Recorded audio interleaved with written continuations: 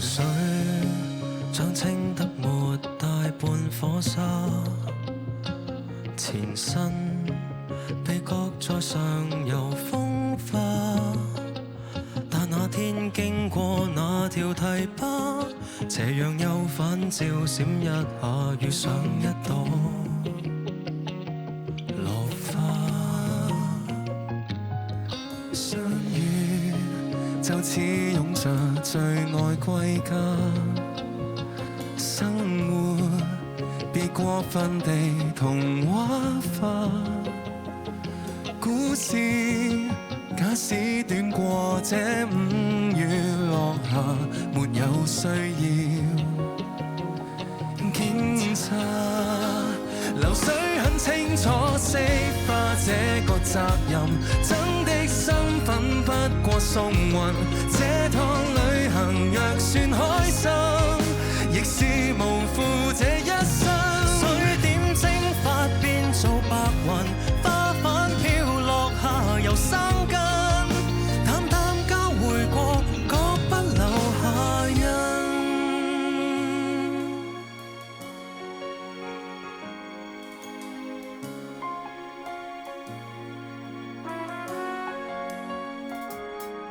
流水在山谷下再次分叉，情感漸化做淡然優雅，自覺心境已有如明鏡，為何為天降的氣下泛過一點浪花？天下並非只是有這朵花，不用為故事下文牽掛。要是彼此都有些既定路程，學會灑斷好嗎？流水很清楚釋化這個責任，真的身份不過送運。這趟旅行若算開心，亦是無負這一生。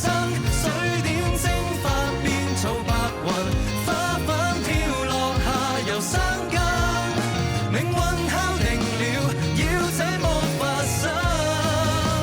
講分開可否不再用含事的口吻，習慣無常才會慶幸。講真，天涯途上誰是黑山即是怎麼分？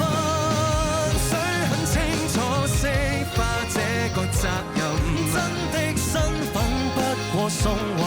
這趟旅行若算開心，亦是無負這一生。水點蒸發變做白雲，花瓣飄落下又生根，淡淡交匯過，各不留下印。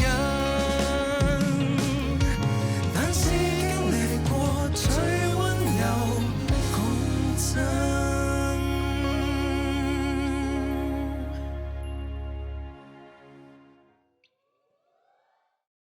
即刻用 ViuTV App 同上 Viu.tv 免費重溫，更多精彩節目任你選擇。